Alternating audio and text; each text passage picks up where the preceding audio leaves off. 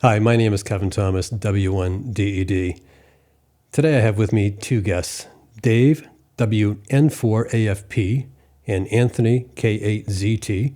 They're here to talk about the State QSO Party Challenge. I've been looking forward to this conversation for quite a while. I certainly enjoy the main State QSO Party, and I know a lot of my listeners enjoy QSO parties. And actually I had an email from Tim Schappa, N3QE, that thought that the channel was underrepresenting state QSO parties, so I'm really happy to have this conversation today. Gentlemen, thank you for joining me. Very good to be here. Thank you for the invitation. We're excited to be here. And just real quickly, Dave, you first. What's your ham radio background? Okay, I was first licensed in 1975 as WN4AFP. Did a lot of different things. I was involved with traffic handling and later got involved with county hunting and enjoyed that quite a bit. Took a big break, as many of us do, and came back in 2013 and got really back into contesting. Started my first contest back when I came back was in the CQWPX, and that's been one of my favorites ever since.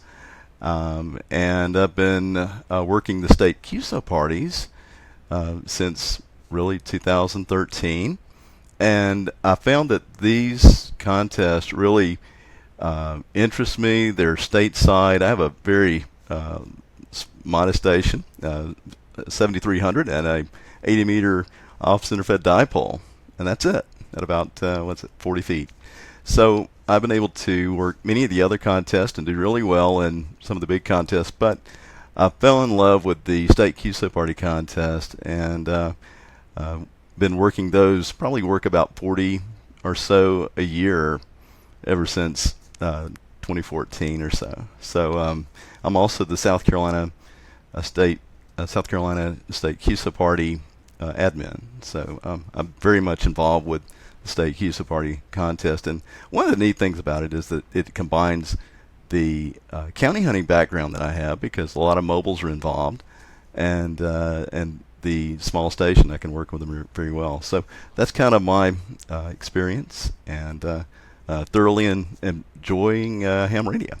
Well, my story actually begins before I was a ham, because I was interested as a teenager, but I didn't know how to become an amateur radio operator. So many of the things I've done since I have gotten my license revolve around youth and getting them a pathway to amateur radio. I'm the youth coordinator for the state of Ohio. I was originally licensed along with my wife, Linda, K8ODP. My original call was K8NRC, and that was in 1981. In 2000, I upgraded to Extra, and I got the vanity call of Kilo 8 Zulu Tango. My favorite thing on the radio is making contacts, but my ultimate favorite thing is DX. So even though I contest, I actually started out contesting to increase my DXCC numbers. Eventually, when your numbers get up high enough on DXCC, you stop getting many new countries during contests. So I thought, well, maybe I should think about the contesting aspect of things. The other thing that really has influenced my amateur radio career was back in 1981 when I bought my first HF radio. No one told me that novices were not supposed to use QRP radios. So I started off with a 10-tech Argonaut, about 2 watts output power on CW and single sideband, and consequently I've stayed a QRP operator for the most part. About 95%, 99% of my operations are QRP, and recently I passed the 115,000 QSO mark with QRP, and I'm at 328 mixed DXCC and in the low 300s for both CW, phone, and soon for digital. So I still love the DXing aspect of things, but I do like to get in contests. So consequently, my favorite contest is the CQ Worldwide, both the CW and the phone contest. And I was lucky enough 2 years ago to finally win the World QRP CQ Worldwide phone contest. So that's my story, and I'm very involved also, though, since the beginning of the pandemic. I've done over 500 presentations for local clubs, regional clubs, and even overseas. So if your local club would like a presentation on a wide variety of topics, just go to my website, K8ZT.com, and click on the presentations link, and I'd be happy to do one for you. One of the things I like about both of your backgrounds, you're not focused on one niche. And I sometimes see that in my interviews that somebody, they get involved with POTA, and that's really 95% of their effort. And what you've both described is actually doing a lot of different things, DXing, contesting on a larger scale, meaning internationally, and then the state QSO parties. So I'd like to understand the distinction between some of these large international contests like the ARRLDX or CQ Worldwide and the state QSO parties. Dave, why don't you tackle that first? Sure, and I've worked both of these, of course. I'm a guest operator a couple of times at NR4M, and also another superstation, a new one in South Carolina that I've been involved with, KB4DX. So I've operated in the larger contest in a multi-multi and also single op over the last few years. And of course the state QSO parties have been operating in those for years.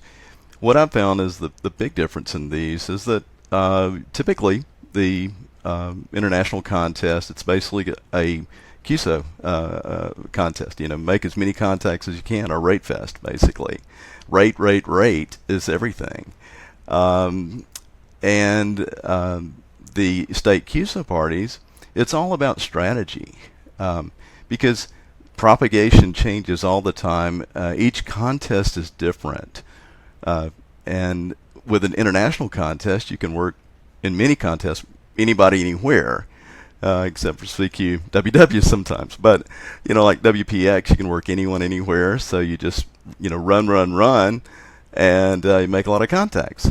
And the QSO parties is really not about making a ton of contacts. Yes, you need to make contacts to win, but it's all about strategy. So if your target state, let's say it's the West Virginia QSO party, your propagation is going to be different in West Virginia. The next weekend is going to be, you're going to be working the California QSO party, and it's a totally different strategy every week. So it's got, that's the fun part about it, and also that mobile aspect.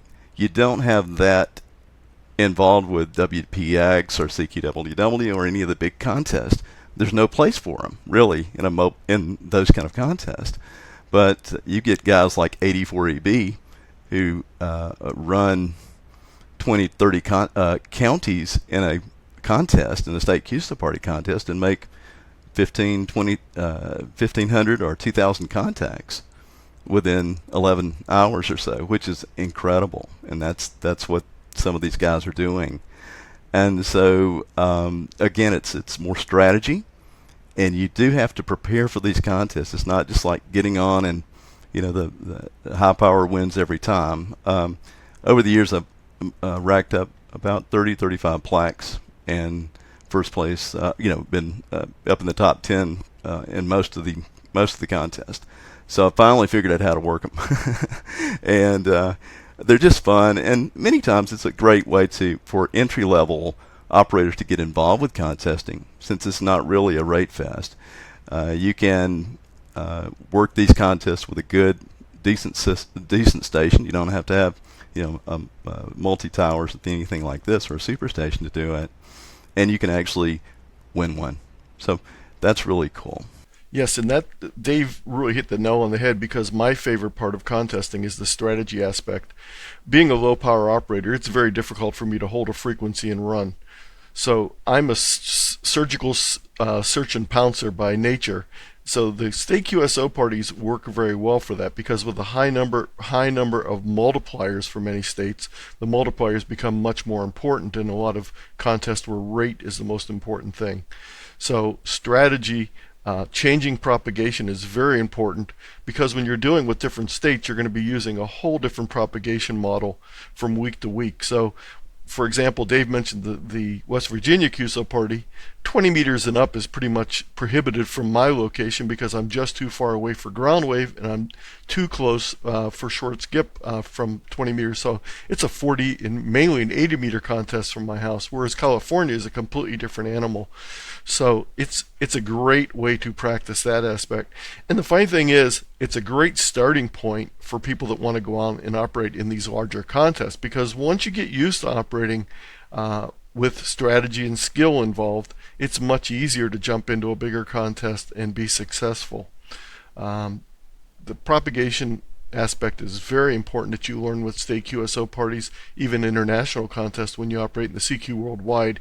Catching those last few multipliers from the South Pacific at the end of the day on the high bands can be very important.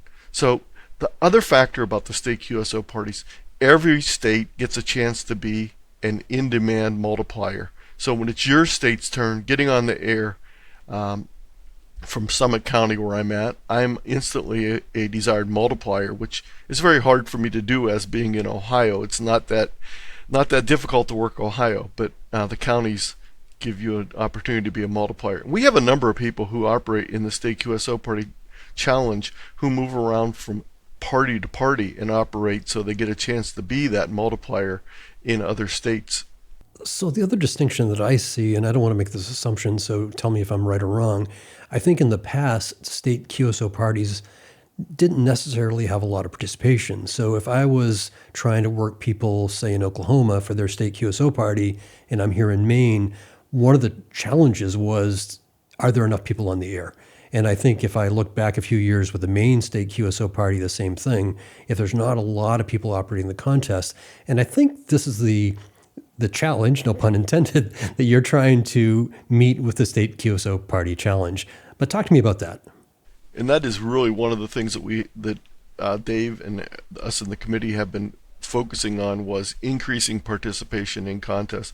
Because until you get that critical mass, the contest isn't very much fun if you can work 5 people over the weekend when you're out of state. So really, in that case, most of the state QSO parties were people in the state were the only ones competing, and the people from out of the state did not have many opportunities. So yes, this whole idea of the challenge is to increase the numbers and the participation. Right, and the participation has increased drastically since we started the State QSO Party Challenge, and before that, I mean, it would be like some contests pulling teeth to get, to make contact. So they weren't that enjoyable. I mean, we talked about rate earlier. It's not a rate fest, but when you only have 5 or 6 stations or a small number of stations, and the only contacts you can make are those in that state, in that target state, which again makes it even more difficult to continue, keep your BSC. That's that's one of the things that has changed drastically since 2020 rather. We've had just an incredible increase in participation from, let's say, 3,500 contacts during the year to 11,000, 10 or 11,000. It changed overnight. So that's made it a lot more fun, and some of the big contesters are actually getting involved with state QSO parties. So we're excited about that, and we're opening. We'd love to have more of the big guns join us. Please come. Talk to me about the mechanics of how the program works. I certainly understand, a number of state QSO parties exist. I think there may be upwards of 46, 47, 40, maybe more than that, high 40s.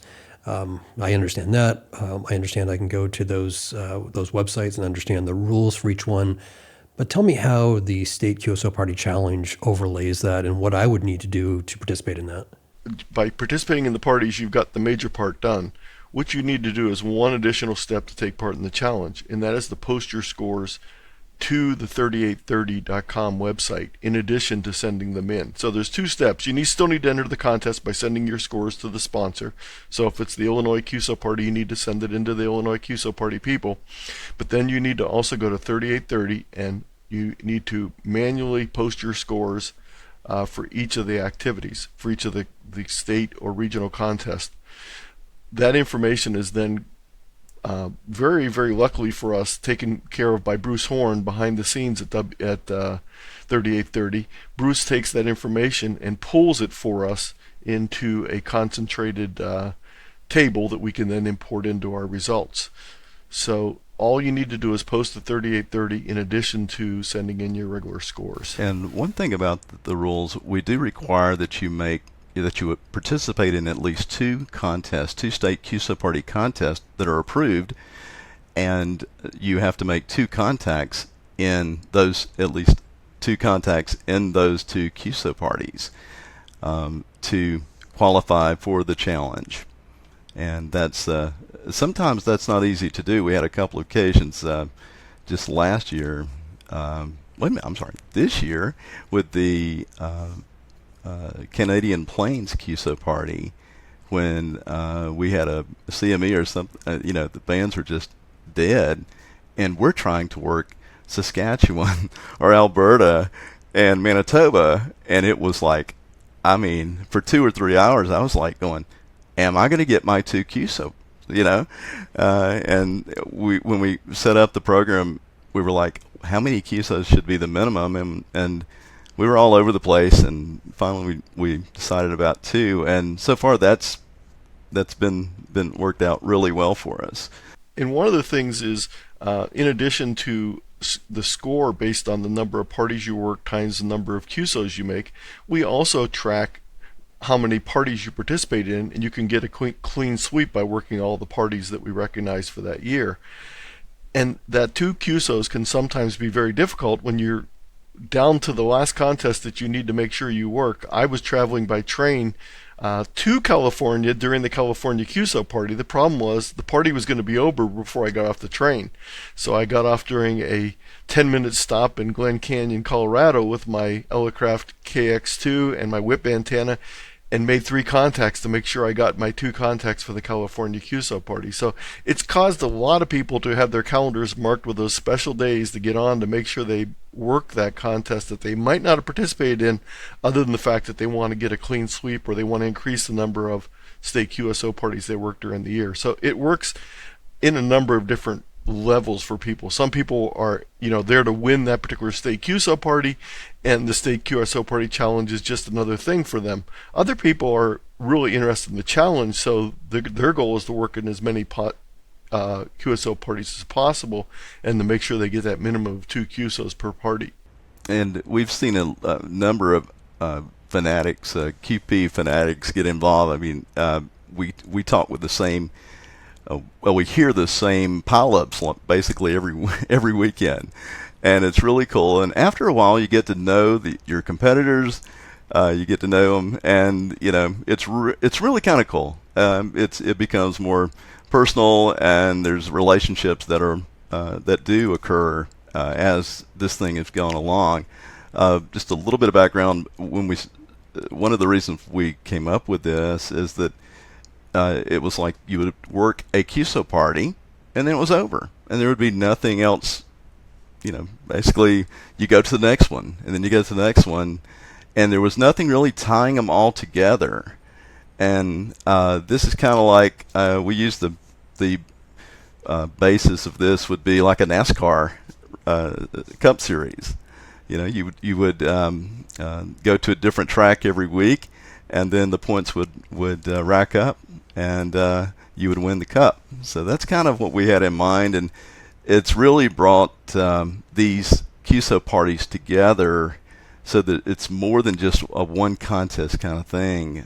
People are making plans, like Anthony said. I set my anniversary vacation in July when we weren't having a QSO party, so I didn't tell my wife that, but I guess she knows now. But that's kind of what we're doing, and people are committing to this. We had so far over 150 operators who have attended at least 20 of the 29 QSO parties so far this year.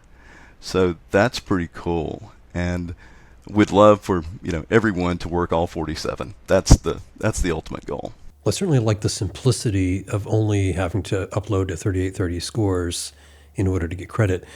And I'm assuming by that comment that there's no log checking, no log verification.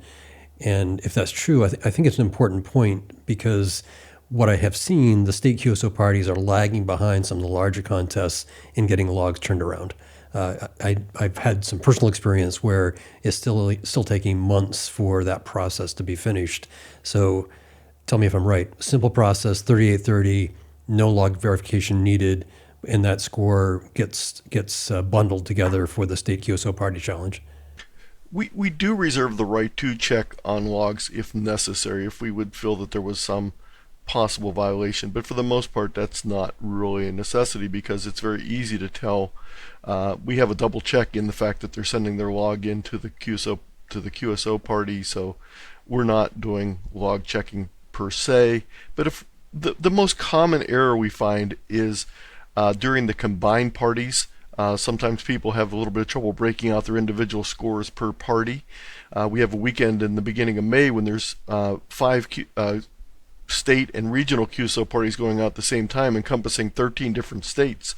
So it's a big event, and sometimes people get their scores a little bit mixed up for the individual contest. Also, if they're working as a multi-op station, they only get portions of it. They don't get the whole multi-op score. They get the part that they took part in. So those are the things that are a little bit tricky, but that doesn't affect the vast majority of the operators by any means. Most of our operators are single operators operating from home or operating mobile rover type of operations in the state.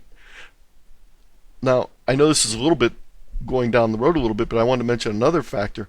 We're getting a lot of people who are getting into the idea of doing twofers. Basically, by working from a state park in the state that's the State QSO Party Challenge, it's a chance to do POTA or SOTA or county hunting while doing the State QSO Party Challenge and doing the State QSO Party itself. So really, it's a multifold type of activity that someone can actually be involved in 5 different contest or award programs by just operating in one contest. We do have an award. Of course, Anthony mentioned the Worked-All QSO Party Award, and we do some spot checking and things like that on that because it's important. We want to make sure that the credibility is there, of course. But we have the Worked-All QSO Party Award. We also just started the club challenge, which has been a really, really cool. We have a leaderboard for that, and of course we have the State QSO Party Challenge, and it's been a great ride so far. This is our 5th year, and things are going well. In addition to that club challenge, we also see that some individual clubs do an inter-club challenge. So they will keep score in their club of their club members and how they're doing in the party. And I think Florida does this as one club. Florida Contesting Club does an inter-club activity. So even if you get together with 3 or 4 friends, it's a great competition to see who can work all the parties and who can get the best scores. So you can set your competition level however you want. And that's one of the great things about amateur radio contesting. It's not necessarily winning a particular contest. It's doing better than a group of defined people, whether it's a club or whether it's members of a club or just your 3 friends that you get together with. So obviously each one of the State QSO parties have a different scoring structure, different point value, maybe by mode, different multiplier system, and they're all somewhat the same, but they can be different. But you're taking the overall total score, and that's what's being pushed up. No, okay. No, we're taking the overall number of QSOs only. So we eliminate all the different scoring levels. We're only looking at the raw number of QSOs times the number of parties. Basically, your activity, not the score, but what you did during that period of time. And the multipliers are pretty much standard throughout the 47 QSO parties, and that's how it's set up, and it works out really. It's simple, and it works out really well. So thanks for the clarification. So as total QSOs for the main QSO party, that number goes into the State QSO Party Challenge and gets bundled together. Yeah, and that eliminates the differences between some parties that might offer 5 points for CW or might offer more points for low band contacts. So what we do is we just basically say we're looking at a raw number of QSOs only so that all the parties are on an even keel. So you both mentioned a couple times that strategy plays maybe a bigger role with State QSO parties. And when I hear what you're describing, I would think that one of the tactics is you've got to be participating in some of the bigger state QSO parties in order to get those QSO totals. I mean, you can't skip the California QSO party, for example. You need because there's a lot of operators. Dean Wood's done a great job on the West Coast, and you need to be able to get those, or you're going to fall behind. Is that accurate? That's accurate, but also you don't want to miss that North Dakota party because you want that multiplier of that contest. So if you only go to the big parties, yes, you're going to have a high number of Qs, but you're not going to have as high a multiplier level.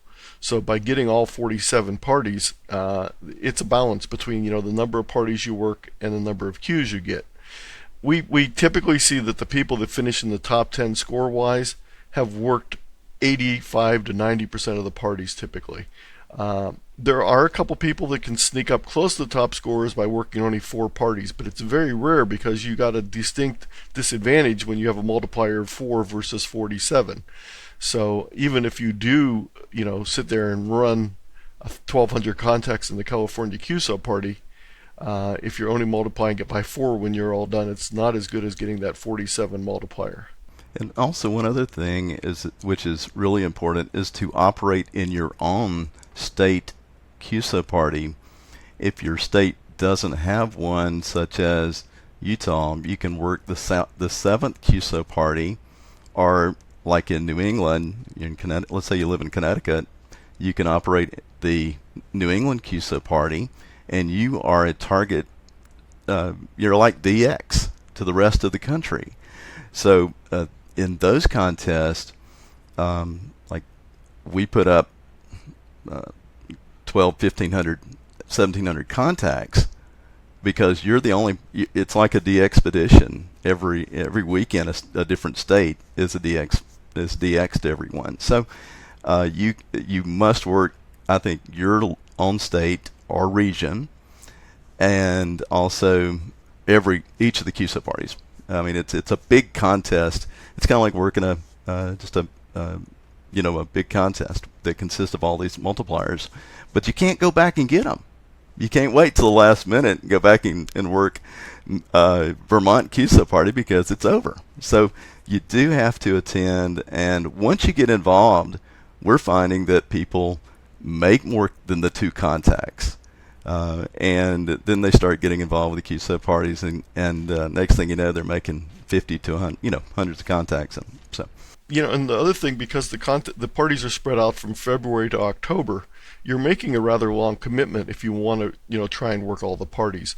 So I actually did a presentation for Contest University 2 years ago on year-long contests, and one of them was the CQDX Marathon, but the other one was the State QSO Party Challenge, because beginning in February with the Vermont Party and ending in October with, I think, Illinois or New York, I can't remember which one comes last, but you're making a big commitment over the time to be on during those weekends, so it is a big commitment. The other thing that's really interesting about the state QSO parties, even though we're talking about all the strategy and things, they're a great place for beginners to start out, because typically it's a little more laid-back atmosphere than something like the CQ Worldwide or the ARRL Sweepstakes or something like that.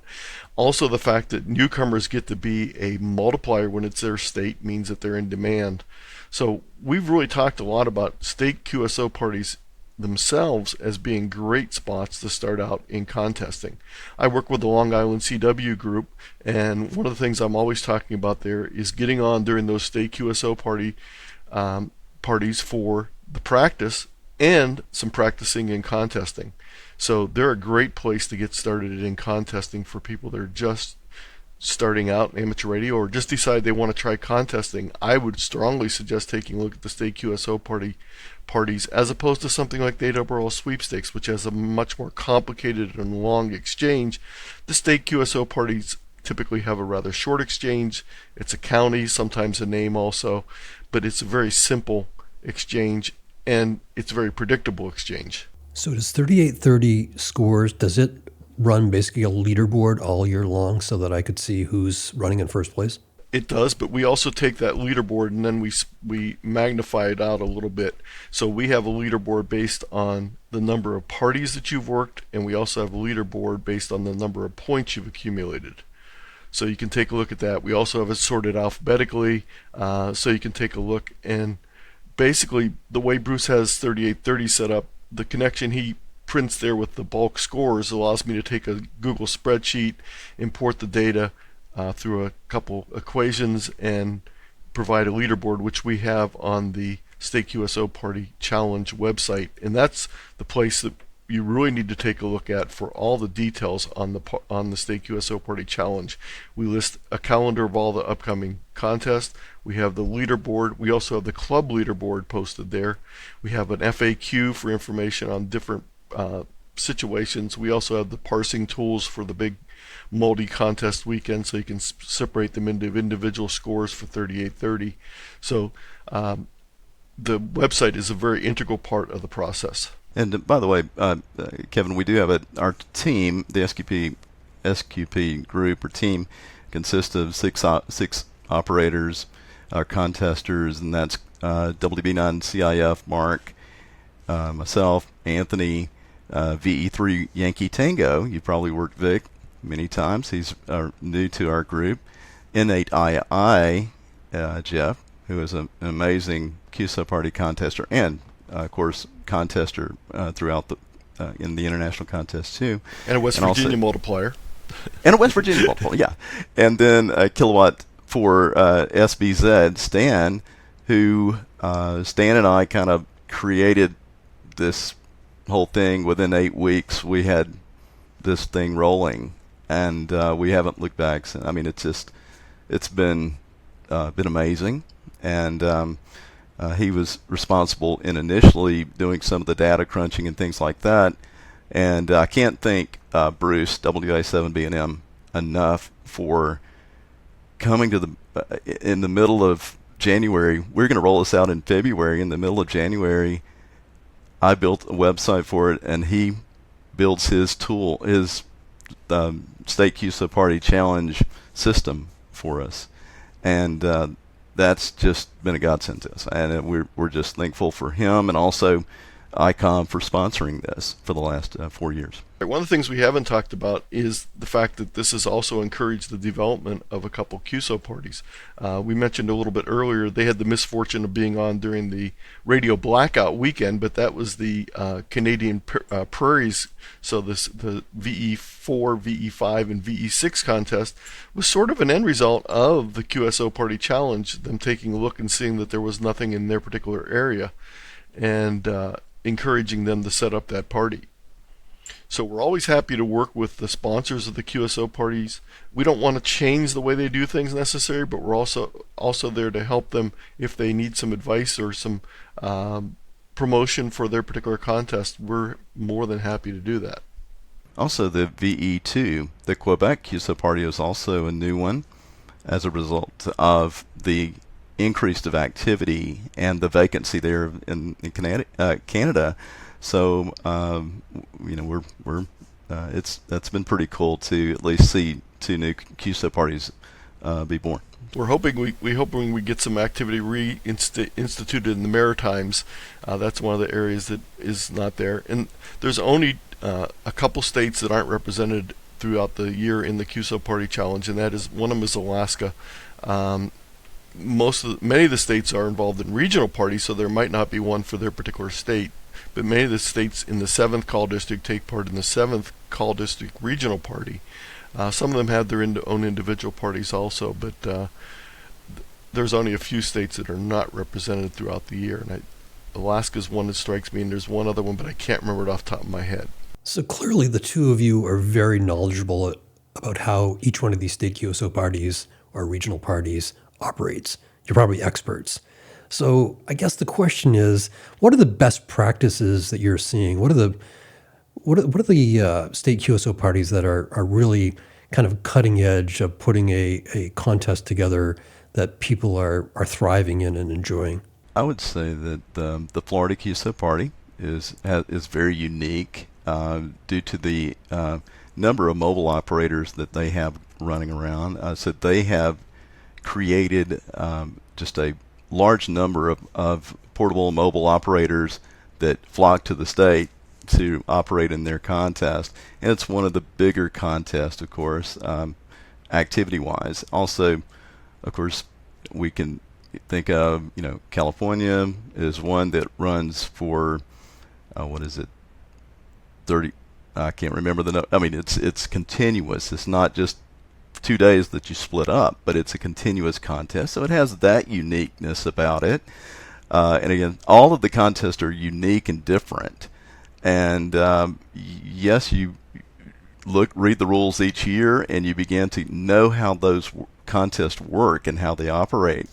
Pennsylvania is unique. One of their big goals is to work all those counties. You get a neat award if you do that. So that's exciting. We've also seen some changes by some of the groups to make the contest a little more inviting for newcomers. One of the states has recently changed their categories of operation a little bit to make them more easily understandable for newcomers. Some of the states have dropped the serial number as an addition to the thing, and there's nothing wrong with serial numbers in certain contests, but we find that they sort of turn off beginners in a lot of cases. A lot of times someone's reluctant to make 1 or 2 QSOs if they need to use serial numbers because they're just not used to it. So getting those casual operators involved sometimes is helpful by not doing that. But we try not to change the flavors. We like the fact that there's different flavors of each of the parties. That gives it a little bit different spin. Some parties like the Florida party are definitely for people outside of Florida. They're not for people in Florida to be working the contest. Whereas other contests are very intensely challenged state within the state. So the California QSO party, it's very common to see people who work hundreds if not thousands of QSOs within California, whereas the Florida party is working people outside the state of Florida predominantly. Anthony, you had mentioned earlier Parks on the Air and how Parks on the Air activators are perfectly suited for some of these state QSO parties. And I recall getting back into the hobby a couple years ago and learning about California's expedition class. And, people call it different things, right? Rover class or mobile class. And I thought to myself, that's Parks on the Air. I mean, that's what they're doing is exactly what my buddies are doing every weekend. So I think you're right. I think that there's this huge group. Parks on the Air is hugely popular, but this huge group of activators that are already well suited to do that. Are you seeing more movement, more participation from Parks on the Air activators? Yes, and the other thing I really encourage is when people are operating Parks on the Air, before they go out to their operation, I strongly suggest they make sure they know which county they're going to be in so they can accommodate things like the State QSO Parties or county hunters, and also to know what grid they're in so they can also facilitate people who are interested in that. And I know some county hunters some POTA operators don't think about that, but really as part of their preparation for a POTA operation, they should definitely know which county or counties they're going to be in. So when people ask them, because I've had a couple cases where in the Texas QSO party, I heard POTA people in Texas and they weren't working part of the party, and I'd tell them, just know which county you're in, and that'll let you increase your number of people that are trying to get you for the activation. So sometimes when you're going out and operating POTA, you're challenged to get those 10 contacts to activate a park. But if you go out and it's the state QSO party for that particular state, I guarantee you're going to have no problem within the first 15 minutes getting those 10 QSOs. So it really can benefit people that are struggling to activate some parks by taking part during that weekend. And speaking of preparation, I presume that they're going to need to check the rules to make sure that spotting's allowed. I know most Parks on the Air activators are self-spotting, and they'd have to take a look at the State QSO Party rules to make sure that that's allowed. The vast majority of the parties now allow spotting. There's still a couple that have some limitations, but most of them do not have an assisted category also. So there's still some questions about self-spotting, but spotting in general is really not that much of a factor in state QSO parties as it is in some of the bigger parties. So like in the CQ Worldwide, whether you're in the assisted category or they're not assisted category is very different. There typically is not assisted and non-assisted categories in most of the state parties. And self-spotting is typically allowed in a majority of the contest, State QSO Party contest, and one of the primary reasons for that it's a good thing is due to the mobile operators and, of course, the POTA operators. They need, hey, we're here, we're out here, we need to be spotted, and we can, one of the ways to spot spot yourself. And that's that you're responsible for that. So it's a great way to get noticed and to make a ton of contacts. As a state QSO party manager, every year I am looking for mobile operators and portable operators to be involved with the South Carolina QSO Party or the state contest, so that I know that we're going to have all of the counties covered, and we have a good solid party. There have been times when 2 weeks before the contest, I've got one mobile or two mobiles that are going to be running. Things have changed. Sometimes things change very quickly. This year I had a mobile operator, N4CW, text me Saturday morning early. Hey, I'm coming down from North Carolina, and he ran 20-something counties, and so what a blessing. But this year we had more POTA operators than we had previously, and we've seen an increase in that. So that is a movement that we're seeing, and I think it's a wonderful marriage. I mean, just like Anthony was saying, to be able to operate POTA and the QSO parties, if you understand both, know the rules for both events or activities, you can really put those together and make a ton of contacts and make a lot of people happy. And I have a slideshow on beginner's introduction to state QSO parties in general that they can take a look at, especially if you're a POTA operator. There's one other thing I suggest for all operators in the state parties: check the rules and see if there's suggested frequencies. These are not ironclad. It's not you can't operate outside those frequencies, but the idea is, with smaller number of operators in some of the parties, is to concentrate the operators in an area where they can be found easily. So most of these parties have a suggested range for CW, a suggested range for phone operation within them. Another thing we're seeing is some of the state QSO parties have digital. So if you're a digital only operator, there's a number of parties that now have digital operations included in them. So it's not all the parties, but a number of them do. But take a look at the information on beginners getting started with state QSO parties or introduction to contesting if it's something that you're new to. And I have presentations on both of those available from my website. Well, gentlemen, thank you for joining me today. This has been very useful to me, and it inspires me to want to get on the next state QSO party. Thank you. Thanks for having us. Well, you're very welcome. And I enjoy watching your videos from others. I just got done watching one last week, so. I do too. I watch them all. Well, thank you. I appreciate you watching them. My name is Kevin Thomas, W1DED. I've been talking to Anthony, K8ZT, and Dave, WN4AFP. They've been talking about the State QSO Party Challenge. I hope you'll check out their website, and I hope you'll participate. Have a good day.